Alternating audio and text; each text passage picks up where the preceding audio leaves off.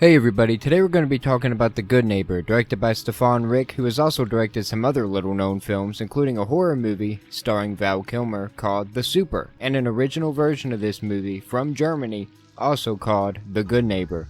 Was an English remake really necessary? Is it worth your time? Does it suck? Are you in luck? Stay tuned till the end to find out. Let's get into it. What?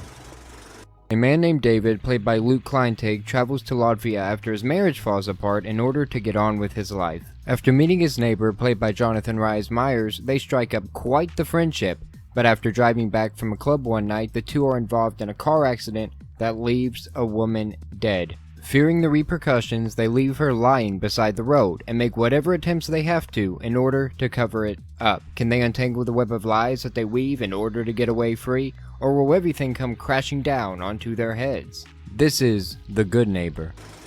Characters? When it comes to the characters, they are rather standard fare.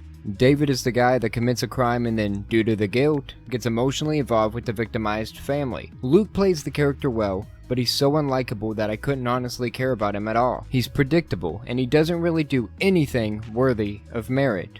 Robert, on the other hand, is the lonely neighbor that ends up getting a little too obsessed with the first person that truly gives him attention. JRM is a really good actor, but in this movie he felt very reined in. His character wasn't very menacing, and I didn't care for him, his past, any of it. He does awful things, but nothing I've never seen a million times before.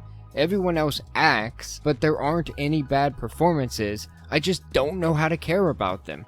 They all felt like hollow tropes that only existed so they could cause the coincidences that kept the story going. Nothing too special. Special effects and visual effects. There's thankfully not a ton of CGI blood all over the screen, but most of the heinous crimes don't happen to be there either. Most of them are off screen, which did keep some up in the air for a while, but anyone with more than one brain cell knows what probably happened. I just wish they showed more. It would have kept things more interesting and the pace wouldn't have felt so slow. It felt too clean for a nitty-gritty murder mystery. It wasn't bad. It was a stylistic choice, and although Lifetime lovers would approve, it just wasn't for me. In Conclusion. The Good Neighbor is an average thriller that doesn't quite have the thrills. It goes on for entirely too long, ridden with predictability, and driven by coincidences. It stays rather grounded, and due to that, keeps most of the things that I want to see entirely off screen.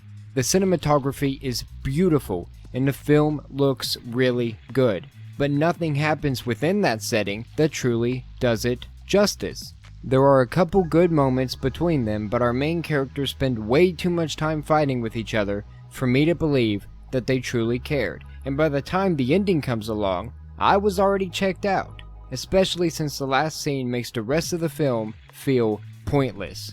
That being said, does it suck, or are you in luck?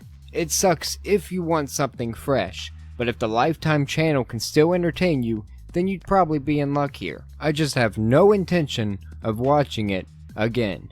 It didn't have the writing required to have a psychological angle worthy of my attention, so the characters or the story didn't quite leave any real impression, and in turn, no real replay value either. If you made it this far, thank you so much!